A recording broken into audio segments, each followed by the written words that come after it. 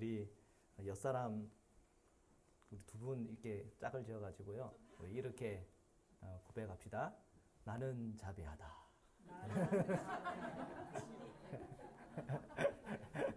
다시 한 번 더 해봅시다. 다시 한 번 해봅시다. 한 번만 더 해봅시다. 진심을 담아서 나는 자비하다. 네, 오늘 설교 제목은 주님이 가까이 올수록 준비해야 할 것 관용입니다. 네, 그래서 오늘 설교가 끝나면 나는 자비하다 하는 이것이 여러분의 것이 되기를 축복합니다. 아멘. 네. 오늘 읽은 말씀이죠. 빌립보서 4장 5절의 말씀인데요. 다시 한번 읽어보겠습니다. 시작. 너의 관용을 모든 사람에게 알게 하라. 주께서 가까우시니라. 아멘. 우리가 대강절은 주님이 오심을 깊이 묵상하는 주간입니다. 저희 교회는 이제 오늘이 이제 마지막 대강절 주일이 되겠고요. 다음 주는 이제 사주 그리고 성탄 예배로서 함께 이렇게 드려지게 될 겁니다.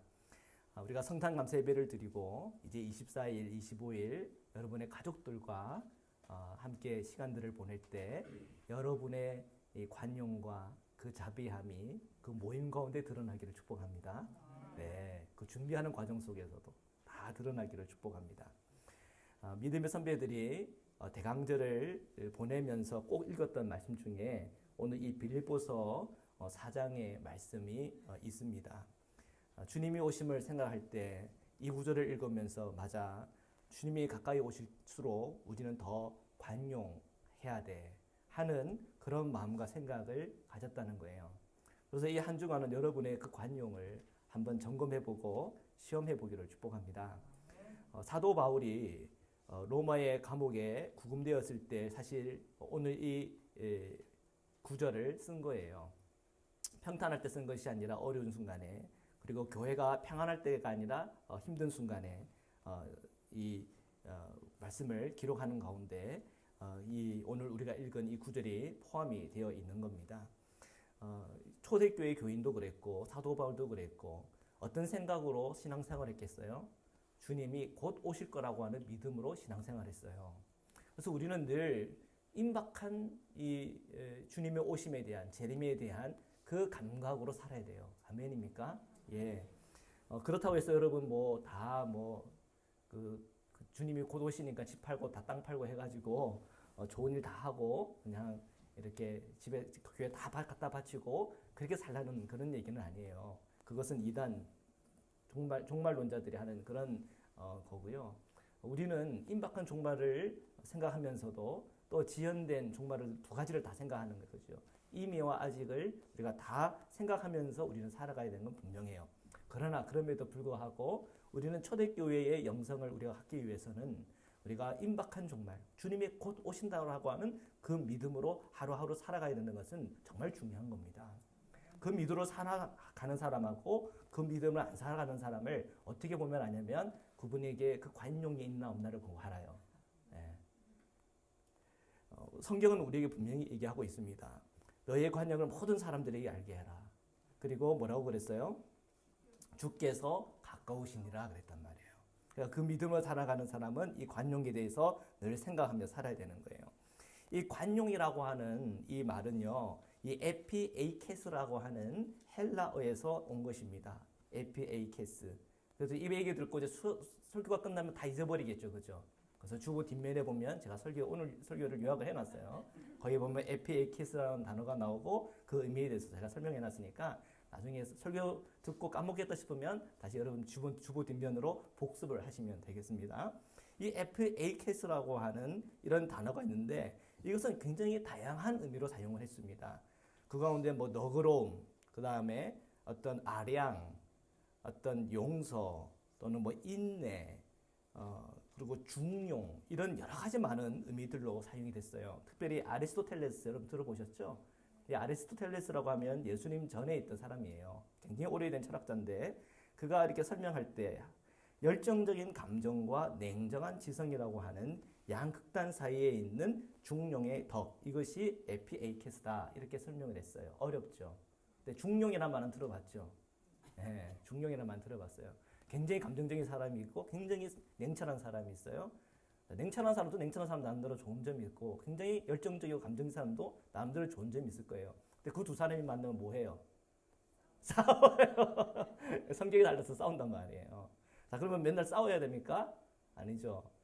너무나 감정적이고 열정적인 사람에게도 또는 굉장히 냉정하고 냉철하고 굉장히 지성적인 사람에게도 두 분 다 한 걸음씩 서로 대화가 되고 서로 화목하려면 어떻게 돼요? 한 걸음씩 물러나요. 그게 뭐예요? 나는 자비하다. 이거예요. 그렇죠? 여러분의 안에는 관용을 나타내는 거예요. 이 관용을 사도 바울은 굉장히 소중하게 생각했다는 거예요. 고린도후서 10장 1절입니다. 같이 함께 읽겠습니다. 시작. 너희를 대면하면 유순하고 떠나 있으면 너희에 대하여 담대한 나 바울은 이제 그리스도의 온유와 관용으로 친히 너희를 권하고. 이 고린도후서 10장은요. 고린도후서는요. 이 사도 바울의 이 사도직에 대해서 사람들이 공격하는 사람들이 있었어요. 그러니까 그런 공격을 하면 어떻게 해야 돼요? 방어해야 되고, 내가 억울한 소리 들으면 뭐 해야 돼요? 변호를 해야 되잖아요. 사도 바울이 이런 억울한 상황 속에서 자기 자신을 변호할 때 어떤 사람들은 토론하다가 뭐 해요? 싸우잖아요. 옛날에 그 수도원에서 옛날에 이제 그 중세 시대에 여러 이제 신학적 토론들이 있었어요. 그러면요, 이 토론하다가요, 진짜 뭐 칼부림 나고 막 싸움하고 수도사들인데 이 성직자의 복을 입고는 막 멱살 붙여잡고 힘들고 싸우는 일들이 빈번했다 그래요. 옳고 그런 것에 대해서 네가 옳네 내가 옳네 하면서 신학적인 논쟁을 하다가 막 싸움 나고 거기서 막 때리고 은혜가 안 되죠, 여러분. 예. 근데 옛날에 정말 그랬대요. 근데 이것은 그리스도의 관용과 온유를 보여주는 거예요? 아니잖아요. 사도 바울은요, 그런 자신의 변증을 해야 될 때, 토론을 해야 될 때, 때로는 자신의 대적자들과 싸울 때, 그는 무엇을 생각했냐면 그리스도의 온유와 관용을 생각했단 말이에요. 그래서 그가 권면을 할 때마다, 그가 자기를 변호할 때마다 그 마음을 잊지 않기 위해서 노력했어요. 애썼어요. 그거 누가 하는 거예요? 사도 바울 안에 있는 주님이 하시는 거예요. 자, 이것은 누가 우리에게 보여준 거예요? 예수님이 공생애 때 친히 제자들에게 또한 사람들에게 보여줬던 것이에요. 주님은요, 주님 안에 있는 온유함으로, 주님은요, 주님 안에 있는 관용으로, 주님은요, 주님 안에 있는 그 자비하심을 모든 공생애 속에서 보여줬어요. 제자들은 그 주님을 바라보면서 또 따라다니면서 그것을 느끼고 체험하면서 실제적으로 체험하면서 사도들은 어떤 생각을 했을까요? 나도 그렇게 살아야지. 나도 주님의 온유로 살아야지. 나도 주님의 관용으로 살아야지. 그런 결단을 날마다 했다는 거예요. 이것은요, 곧 성령의 열매이기도 하고 성령으로 살아가는 사람들의 마음의 자세이기도 한 것입니다. 이 주님의 이 권면, 주님의 이 관용은요, 우리가 권면할 때나 또는 자녀들을 우리가 양육할 때나 성도들의 관계를 맺을 때나 부부 관계 속에서도 또 우리의 모든 사랑하는 이들과의 관계 속에서도 늘 우리가 그 마음을 유지해야 되는 거예요. 관용을. FAK야 또는 FAKAS 등등 뭐라고 얘기를 하든 관용, 자비함 이런 넓은 아량과 여러분들의 넓은 그 마음을 늘 유지를 해야 된다는 거예요. 자, 그러려면 어떻게 해야 돼요? 기도하고 말씀 보고, 그죠? 날마다 주님을 바라보고 하는 일들이 늘 우리에게 필요할 거예요. 이 관용이라고 하는 것을 영어로 번역을 하면 킹제임스에 보니까 moderation이라고 번역을 했더라고요. moderate. 잘 안 들어본 단어죠, 그죠? moderation. 또 뭐 그 비슷한 단어를 봤더니 뭐 temperance 뭐 이런 단어를 썼더라고요. 더 모르겠더라고요. 하여튼 중요한 거는 중용이라는 의미예요. 중용. CEV 현대의 성경인데 이걸 gentle 이런 걸로 번역을 했대. gentle 하면 여러분 알겠죠? 좀 신사적이고 온유하고 좀 온화한 뭐 그런 느낌이 들지 않습니까? 우리는 우리의 삶 속에서 좀 젠틀할 필요가 있어요. 여러분 좌우를 한번 들어보세요. 젠틀하세요? 젠틀한 사람 우리 뭐라 그래요? 젠틀맨 이러잖아요. 그렇죠? 우리 젠틀해야 돼요. 젠틀해야 돼요. 주님의 이 관용을 우리가 조금 더 성경 안에서 좀 찾아보려고 그러는데요. 누가복음 19장에 보면은 삭개오 이야기가 나와요. 이 삭개오는요, 여러분도 다 알고 있지만 부자였어요. 근데 이 부자였는데 사람들이 좋아하는 부자가 아니라 미워하는 부자였어요. 삭개오는요, 그때 당시에 로마의 권력을 힘을 입어서 세금을 거두던 사람이에요. 자기 동족에게. 그래서 로마에서 예를 들어서 10% 세금이다. 그러면 한 12% 걷어가지고 2% 수익을 자기가 먹었어요. 욕심이 나면 3% 먹이고, 더 욕심이 나면 5% 먹이고, 더 욕심이 나면 2배로 먹여서 로마 세금을 로마한테 갖다 바치는 것만큼 자기 호주머니로 넣는 그런 사람들이었어요. 사람들이 좋아할까요? 미워하겠죠. 그 사람을 제가 한번 고민해보면 어떤 사람, 뭘로 좀 비유하면 좋을까? 하이에나 같은 사람. 그렇죠? 하이에나는 어떤 성질을 갖고 있어요? 사자가 잡아먹은 짐승에 먹고 남은 거를 가서 뜯어먹는 거 아니에요. 그죠? 권력에 의지해서 자기 이익을 챙기는 사람을 얘기할 때 하이에나 같은 사람이라 얘기해요. 그죠? 그런데 이 삭개오를 생각하면 하이에나 같은 사람이에요. 그래서 거기에 있는 그때 당시에 그 사람들은 미워했어요. 예수님이 온다고 할 때 제가 키가 작았기 때문에 제가 초등학교 때는 뽕나무, 지금 성경을 볼 때는 돌무화과 나무, 돌무화과 나무가 더 정확하죠. 그때 뭐 그 나라에 뽕나무가 어디에 있었겠어요, 그죠? 돌무화과 나무 위에 올라가서 예수님이 지나가는 것을 봤다는 거죠. 키가 작았기 때문에. 근데 예수님이 성큼성큼 이 삭개오에게 다가오셨어요. 그리고 내가 너희 집에 유하여야 되겠다. 자, 그 얘기를 들은 사람들은 어떤 생각을 했습니까? 아니, 어떻게 죄인의 집에 유할 수가 있단 말이냐. 사람들은 웅성웅성했어요. 근데 주님은 이 삭개오의 집에서 머물렀어요. 삭개오에게 내가 너와 유하여야 되겠다라고 말할 때 거기에 주님은 우리에게 뭘 보여주신 거예요? 주님의 관용을 보여준 거예요. 주님의 자비를 보여주는 거예요. 주님의 넓은 마음을 보여주는 거예요. 만약 저 같았어도 삭개오 하고 같이 밥을 먹는다, 잠을 잔다 못했을 것 같아요. 내가 뜯겨진 돈들이 있기 때문에, 돈 생각 때문에, 그 지금가 했던 그 행동들 때문에 도무지 저는 마음을 그렇게 열 수 없을 것 같아요. 그런데 예수님은 연단 말이에요. 거기에 예수님의 수준이 보이는 거예요. 우리가 그리스도의 제자라면 어느 수준까지 가야 되는 거예요? 주님의 수준까지 가야 되는 거예요. 그러니까 이 삭개오 얘기를 읽을 때 우리는 굉장히 부담스러운 사실은 구절이에요. 이 세상에 보면 부자를 미워하는 사람도 있고 부자를 좋아하는 사람들이 있는데 특별히 부자를 미워하는 사람들은 주님의 마음을 가져야 돼요. 그죠? 그리고 가난한 사람을 또 미워하는 사람도 있어요. 그들도 주님의 마음을 가져야 돼요. 주님은요, 가난한 자들, 약자들과 늘 함께 살았다는 것을 기억할 필요가 있는 거예요. 주님은요, 주님 자신 자체가 관용. 그 관용의 주님의 모습이 이렇게 그 관용이 드러났을 때 사람들은 어떻게 했어요? 수근수근 된단 말이에요. 그런 거 신경 써요, 안 써요?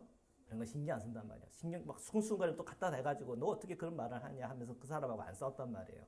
그 또한 뭐예요? 주님의 관용이라는 거예요. 요한복음 8장에 보면요, 현장에서 간음하다가 잡힌 여인의 이야기가 나와요.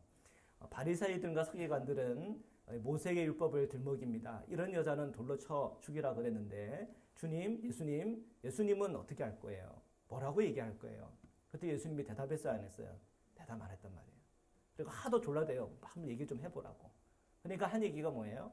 자, 여기에 죄 있는 자가 돌로 쳐라. 그랬더니 거기 있던 사람들이 뭐해요?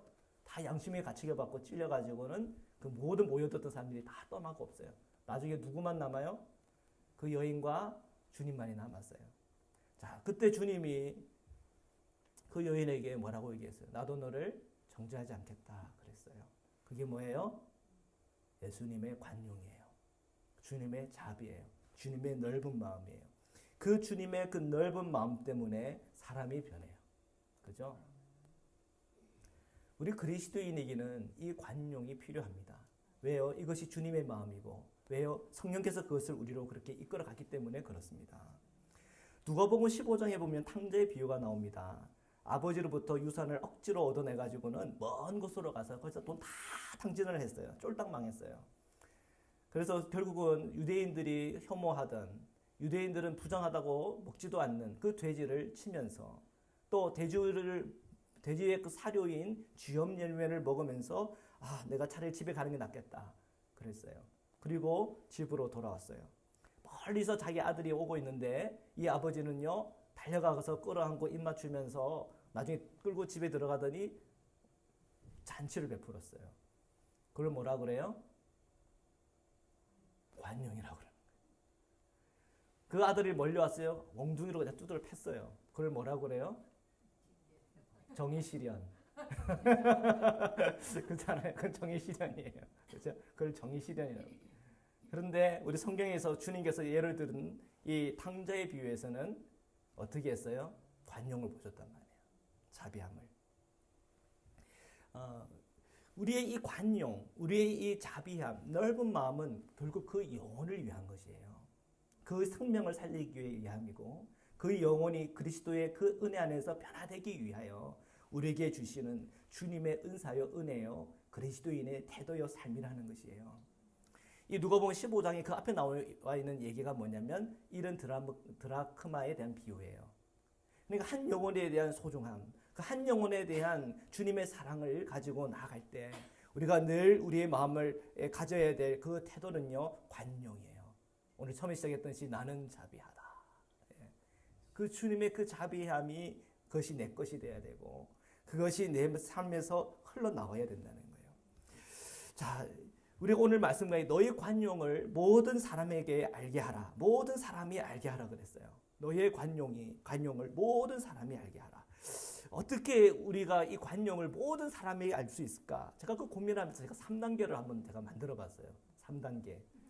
야, 제가 이런 것도 생각해요. 자, 관용의 3단계. 자, 1단계 뭡니까? 한번 읽어볼게요. 시작. 옳고 그른 것에 대해 깊이 생각하는 단계. 2단계. 옳고 그른 것을 주님의 관점으로 보는 단계. 3단계. 나의 관용이 사람들로부터 증명되는 단계. 자, 제가 관용에 대해서 이렇게 3단계로 한번 정리를 해봤어요. 자, 1단계. 자, 옳고 그른 것에 대해서 깊이 생각하는 단계예요. 정말 내가 생각하는 것이 옳은가? 한번 생각해 보는 거예요. 그 다음에 그 사람이 이 그런 것을 행할 때, 나쁜 것을 행할 때, 옳지 않다라고 생각하는 그것을 행하는 데 있어서 그 사람이 처해져 있는 상황이란 게 뭘까? 그리고 꼭 뭐라고 해야 되는 경우인가? 하는 것들을 한번 점검해 보는 거예요. 제가 큰 애와 작은 애가 한 번은요, 아이스크림 때문에 막 싸움이 난 적이 있어요. 아주 심각한 싸움이었어요. 제가 밖에 나갔다 오는 심부름을 시켰는데 걔네들이 나갔다 오다가 사건이 터진 거예요. 큰애가 주장을 하는데 동생이 자기의 그 아이스크림 많이 남아 있었는데 그 아이스크림을 걔가 그냥 먹어버렸다는 거예요. 들어오면서 자기 거를 가져가가지고.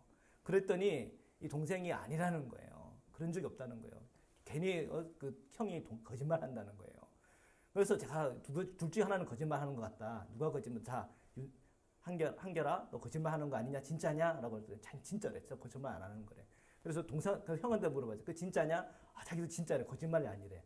야, 이런 경우 어떻게 해야 됩니까? 무슨 마피아 게임 하는 것도 아니고, 아, 정말 이거 참 골치 아프더라고요. 자, 여러분 어떻게 하겠어요? 그래서 제가요, 그 상황을요, 그 추리소설을 만들어요. 추리소설. 자, 우리 중에는 범인이 있다. 자, 그 범인을 우리는 잡아야 된다. 자, 그래서 우리가 한번 그 사건의 재구성을 해보자. 그러면서 저희들이 이제 1층, 2층이거든요. 그래서 한 해 한 해를 데리고 다니면서 자, 너가 지금 이렇게 가면서 너는 무슨 생각을 했냐? 무슨 생각을 했냐 하면서 계속 하나하나 그 생각을 더듬어 가면서 밖에 나갔다가 들어오는 것까지 다 해봤어요. 그래서 너가 나갈 때 아이스크림을 어디에 뒀냐? 그래서 자기는 여기에 둔 것 같아. 자기는 여기에 뒀다는 거예요. 그래, 그러냐? 그럼 형한테도 얘기하니까 자기도 똑같은 장소에 또 뒀다는 거예요. 그래서 내려갔다 온 거예요. 그러니까, 그러면 참 분간하기 어렵잖아요. 그래서 이거 안 되겠구나. 최면요법. 그래서 자, 한번 이렇게 눈을 감아봐라. 그리고 자, 한번 너의 어떤 그 아이스크림 한번 떠물려보고 생각해보고 그때 너가 어떤 생각을 했는지 어떤 느낌이었는지 막 이러면서 자유연상을 하면서 뭔가 그 잊어버린 기억들을 되돌리기 위해서 막 제가 시간들을 막 썼어요. 애들이 이걸 하는데 그것을 재밌어 했을까요? 싫어 했을까요? 재밌어 했어요. 자기가 무슨 어떤 명탐정 뭐 그런 좀 되는 걸로 생각하고는 막 이런 생각 저런 생각을 하면서 아주 재밌어졌어요. 그렇게 하다가 결국은 우리 한결이가 잘못 생각한 거예요. 자기 건 줄 알고 먹었는데 형 거였던 거예요. 나중에 이제 그게 밝혀졌고 자기가 막 생각이 난다면서 뭐 너무 좋아하는 거예요. 자기의 잃어버렸던 생각이 난다는 그 자체가 생각을 다시 떠올렸다는 자체가 너무 기뻤던 거예요. 자, 저는 그 일을 하면서 내가 옳다라고 할 때 그 옳은 게 진짜 옳은 것인가? 때로는 뭐 할 때도 있어요? 착각할 때도 있어요. 그죠? 잘못된 것을 진짜인 것처럼 생각할 수도 있어요. 그럴 수 있어요, 없어요? 그럴 수 있잖아요. 그럴 수 있어요. 여러분 왜 싸워요? 싸우는데 보면 착각해서 싸우는 경우 없어요? 내가 잘못했는데 잘한 줄 알고 싸운 적 없어요? 있잖아요. 그죠? 다 있단 말이에요. 사실이 아닌데 그게 사실인 것처럼 막 웃긴 적 있어요? 없어요, 여러분? 있잖아요. 제 수준도 그렇고 여러분 수준도 그렇고 딱 윤상결이 수준인 거예요. 싸우는 걸 가만히 들여다보면은 그렇더라는 거예요. 그러니까 우리가 이 옳고 그렇다라고 할 때, 내가 옳다라고 할 때 그것이 정말 옳은 걸까? 혹시 내가 착각한 게 아닐까? 오해한 게 아닐까? 하면서 끊임없이 나 자신에게 질문을 해봐야 돼요. 진짠가? 정말인가? 근데 대부분 자존심 때문에 그런 거 안 하고는 그냥 우겨요. 그죠? 그게 우리의 연약함이에요. 그 연약함을 오늘 성령 안에서 다듬어지기를 축복합니다. 네. 우리가 참 연약해요. 저도 윤서처럼 한결이처럼 그냥 옳지 않은 건데 그냥 그걸 옳은 것인 줄 얘기하고 또 내뱉었더니까 자존심 때문에 우긴 적이 많아요. 그러니까 제 아내도 혼나죠. 혼나면서도 못 깨닫는 거예요. 그래서 제 아내가 막 계속 세게 얘기하거든요. 세게 나가거든요. 그럼 그때 이제 쿡 하고 이제 인정하고 하는 그런 일들이 얼마나 많은지 몰라요. 예. 이거 왜 그래요? 내 안에 관용이 없기 때문에 그래요. 우리에게 너그러운 마음이 없기 때문에요. 너그러운 마음은요, 항상 나 자신에 대해서 이렇게 고집하지 않아요. 예. 나도 실수할 수 있지. 그런 생각 갖지, 그죠? 또 상대방이 그렇게 했을 때, 그 사람이 혹시 착각한 게 아닐까? 실수한 게 아닐까? 이런 생각하게 되죠. 자, 그렇게 이런 단계가 필요해요. 우리는 그냥 이 관용이라는 게 그냥 나오는 단계가 아니고, 옳고 그런 것에 대해서 깊이 생각해보는 단계가 필요해요. 여러분 이해하셨죠? 예. 그래서 요즘 여러분들이 옳고 그런 문제 때문에 이렇게 좀 마음 상해 있거나 어려우신 분들은 한번 깊이 한번 생각해 보세요. 그리고 주님 앞에 그 문제를 가지고 나가 보세요. 아멘. 예. 그리고 그것이 주님의 이 말씀에 빗대어서 때로는 노라고 해야 될 때가 있어요. 그렇죠? 네, 노라고 해야 될 때는 노 해야 돼요. 관용이라고 무조건 다 관용 아니에요. 그렇죠? 노인 것은 노인 거예요. 예수님께서 그 여인에게 뭐라고 나중에 얘기했어요? 더 이상 죄짓지 말아라 그랬어요. 그 죄를 주님께서 인정하고 받아들인 거 아니에요. 그 죄는 하나님 분명히 미워했어요. 노인 거예요. 그러나 우리에게는 이 관용의 마음이라는 것은 잃으면 안 돼요. 자, 2단계로 한번 넘어갑시다. 2단계 옳고 그른 것을 주님의 관점으로 보는 단계입니다. 자, 1번 같이 한번 읽어봅시다. 시작. 주님의 관점으로 본 나는 어떤 존재인가. 자, 여러분 주님의 눈으로 여러분을 볼 때, 또 나 자신을 볼 때, 여러분은 저희는 어떤 존재예요? 죄인이에요. 아멘. 답이 나오잖아요.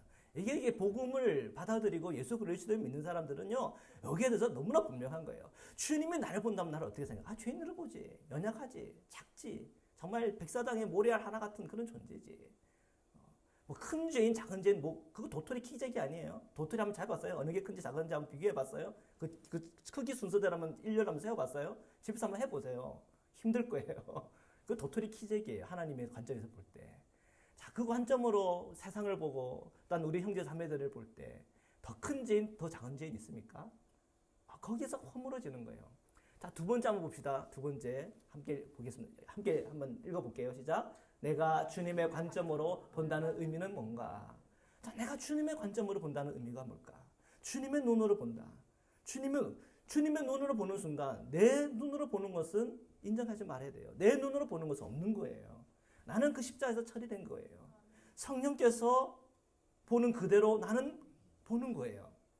주님은 어떤 눈으로, 어떤 시선으로 사람들을 보는 거예요? 관용과 자비함과 넓은 마음으로 보시는 거예요. 그죠? 내 눈으로 볼 때는 그게 도무지 안 생겨요. 그러니까 이 내 눈으로 보는 내 자아와 내 생각과 내 모든 그것을 십자가에서 처리하고 내 안에 성령의 그 충만한 속에 성령의 마음을 가지고 주님의 마음을 가지고 하나님 아버지의 관점을 가지고 보는 거예요. 그럼 다르다니까요. 그럼 사개와 같은 역사가 우리 삶 가운데 일어나는 거예요. 정말 현장에서 가늠하다 잡힌 여인에 있었던 그런 스토리가 우리 삶에서 일어나는 거예요. 탕자가 돌아왔을 때 그 아버지의 반응들이 우리 삶에서 나타나는 거예요. 주님의 관점으로 보는 일이 필요해요. 주님의 관점으로 나를 쳐다보고 단 주님의 관점으로 보기 시작하는 거예요. 자, 이것이 2단계. 자, 3단계 봅시다. 3단계는요. 나의 관용이 사람들로부터 증명되는 단계예요. 첫 번째는 뭐예요? 자, 관용이라는 말은 뭐라고요? 관계적이다.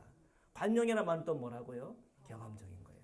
관계적이고 경험적이라고 하는 얘기는 그 의미는 이 관용이라고 하는 것이 내가 이성적으로 깨달아지고 관념적으로 깨달아져가지고 이게 내게 되는 게 아니라는 거예요. 이 관용이라고 하는 것은 정확하게 내 삶에서 나타나야 돼요. 어디에서요? 자녀들 관계 속에서, 부부의 관계 속에서, 우리 교우들의 관계 속에서, 내 삶의 모든 관계 속에서, 이웃과의 관계 속에서 이것이 정확하게 드러나고 체험되고 경험되어지는 거예요. 그래서 경험되어질 때 다른 사람이 그를 보고 저 사람에게는 관용이 있구나 하고 인정해 주는 거예요.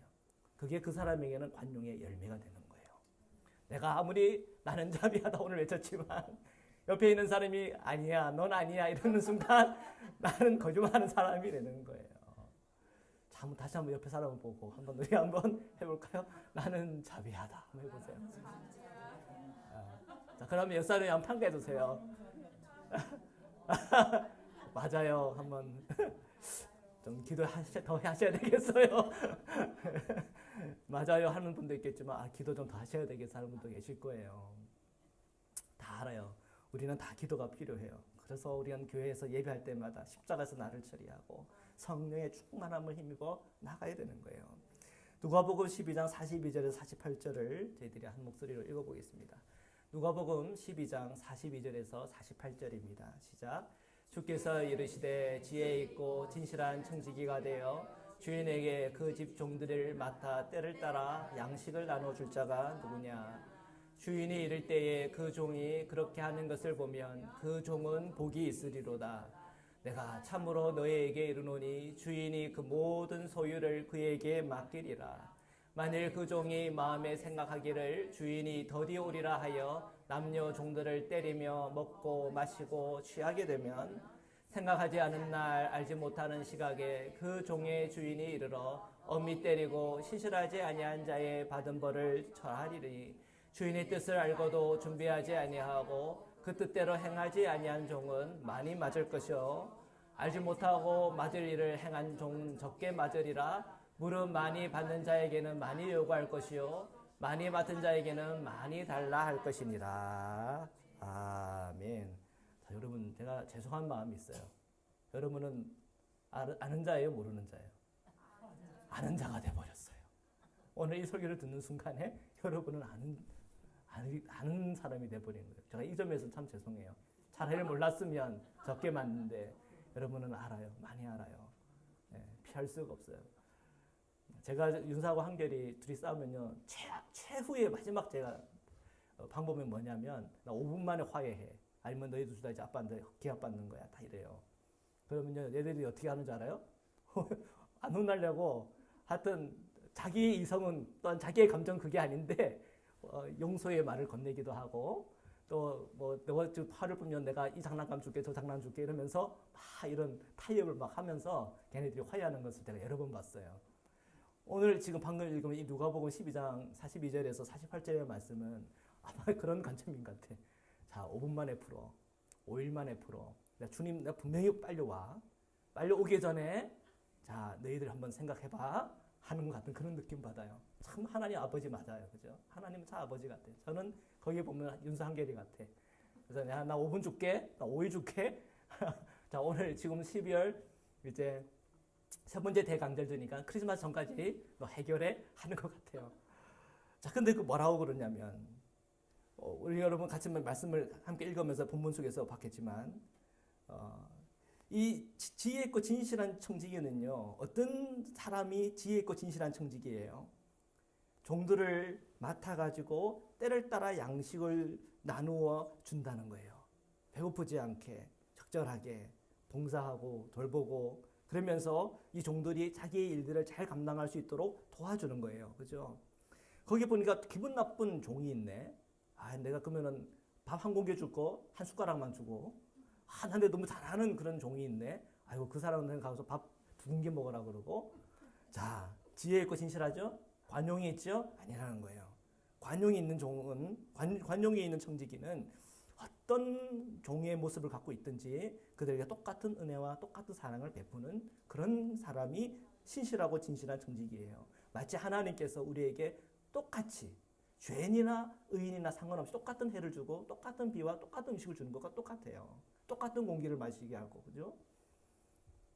그 주님의 그 자비함처럼 그 자비함을 가지고 내게 주어진 사랑하는 이들을 돌보는 거예요. 또한 미운 일들도 돌보는 거예요. 마음에 안 들면 사는 것도 돌보는 거예요.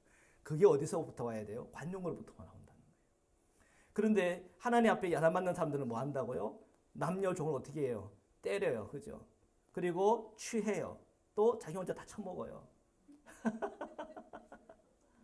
그런데 나중에 하나님이 생각보다 빨리 오거든요. 그런 사람들은 다 어떻게 돼요? 많이 혼나는 거예요.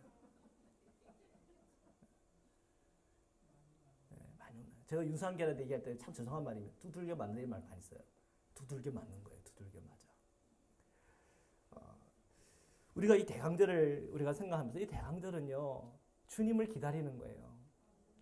이 대강절을 우리가 맞이할 때마다 주님은 곧 오신다, 임박히 오신다 하는 그 믿음을 새롭게 하는 절기란 말이에요.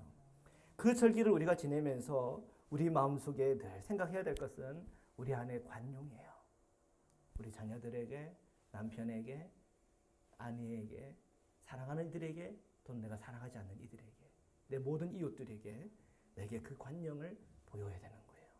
왜요? 주님께서 그 관용을 우리에게 이미 보여주셨기 때문에 십자가를 통해서 보여주셨잖아요. 그 공생애를 통해서 우리에게 보여줬단 말이에요. 말씀을 통해 보여줬다는 거예요. 골로새서 1장 6절입니다. 우리 한 목소리로 읽겠습니다. 시작.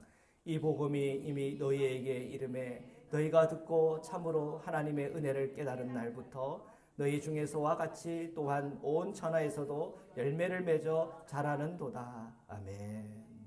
복음이 우리에게 임했을 때 하나님의 은혜가 우리에게 들어왔고요.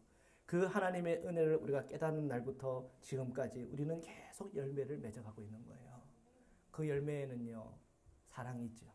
그 열매에는요, 온유가 있어요. 그 열매에는요, 관용이 있단 말이에요. 우리는 계속 끊임없이 이 아름다운 열매들을 계속 맺어 나가야 되는 거예요. 자, 여러분, 우리는 오늘 2018년 이 대강절 제3주를 보내고 있어요. 오늘 우리 안에 이 관용에 우리의 주님이 우리 심령과 마음에 들어오시기를 축복합니다. 그 성령으로 충만하시기를 축복합니다. 그 성령님과 함께 동행하기를 주님의 이름으로 축원합니다. 자, 우리 함께 기도드리겠습니다.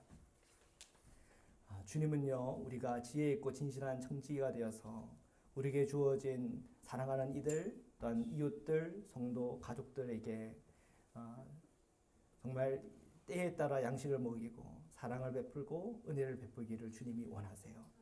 그런데 주님이 더디 오시겠다라고 생각하는 사람들은 엄히 때리고 또한 그들을 막대하고 취하고 자기 욕심 채우며 살아가는 거예요. 주님, 오늘 저희의 부족한 것이 있다면 주님, 저희가 생각하고 고백하게 하시고 성령께서 저희들이 기억나게 해주셔서 회개하고 돌이키게 하시고 오늘도 주님의 손을 꼭 붙잡고 관용과 사랑과 자비의 마음 가지고 나아갈 수 있도록 저희들을 은혜 주시고 축복하시고 성령께서 강하게 저희들을 이끌어 달라고 우리 이 시간 함께 기도드리겠습니다. 기도하시겠습니다. 사랑해 주님 감사합니다. 오늘 저희가 주님 앞에 간구하고 기도합니다. 저희의 영의 눈이 더 열리기를 원합니다. 저희의 부족한 마음과 저희의 죄된 그런 심령들이 있음을 주님 앞에 고백합니다. 주님께서 가까이 오실 때 하나님 우리에게 그 관용이 없으므로 우리가 사악하고 우리에게 미워하는 그 감정 그대로 하는 주님 앞에 설까봐 두렵습니다. 주여 우리에게 그 사랑의 마음을 열어주소서. 우리에게 자비한 마음을 열어주소서. 우리에게 관용의 마음을 열어주셔서 우리가 사랑하는 이들을 품고 사랑하는 이들과 함께 주님과 함께 동행하며 한 가족을 이루며 한 공동체를 이루며 주님의 백성으로서 주님의 성도로서 주님 앞에 서기를 간절히 원하고 소원합니다. 날마다 성령께서 저희의 영의 눈을 열어주옵소서. 날마다 주님의 말씀에 늘 저희들이 붙들리게 하여 주옵소서. 하나님의 그 사랑과 은혜 속에서 주님과 늘 동행하게 하여 주옵소서. 주님의 자비를 오늘 저희들이 체험하고 경험할 때마다 주님의 그 은혜들을 저희들이 체험하고 경험할 때마다 십자가의 능력을 체험할 때마다 복음의 능력을 체험할 때마다 오늘 우리의 삶 속에서 그 관용의 마음과 중심을 가지고 살아가게 하여 주시고 이 땅과 이 세계 속에서 하나님 갈등이 있는 그 모든 구석구석에서 평화의 도구로 사용되도록 축복하여 주옵소서. 정말 보수와 진보의 갈등들이 있습니다. 하나님 가진 자와 가지지 않는 자들의 갈등이 있습니다. 하나님 여러 가지 많은 성격 차이로 갈등이 있습니다. 그 모든 갈등 속에서도 주 예수 그리스도 안에서 하나 되는 길을 찾게 하시고 은혜와 관용을 또한 그 자비함을 통하여 온 가정과 온 교회와 온 공동체가 주님 안에 연합되는 주님의 그 복과 은총을 함께 허락하여 주시옵소서. 주님 감사합니다. 찬양합니다. 아멘. 너의 관용을 모든 사람에게 알게 하라. 주께서 가까우시니라. 주님 그렇습니다. 오늘 저희에게 부족하고 연약한 저희 심령에 십자가의 능력, 그 은혜가 깊이 체험되고 경험되게 하여 주시사 우리 마음에 있었던 그 모든 냉정한 마음들, 사랑 없는 마음들이 바뀌어서 관용과 자비와 주님의 은혜를 흘러보내는 그리스도의 사람이 되게 하여 주옵소서. 주님 오실 것을 우리가 기대할 때마다 더 사랑의 사람으로 살 수 있도록 축복하여 주옵소서. 거룩하신 예수 그리스도의 이름으로 감사하며 기도드립니다. 아멘.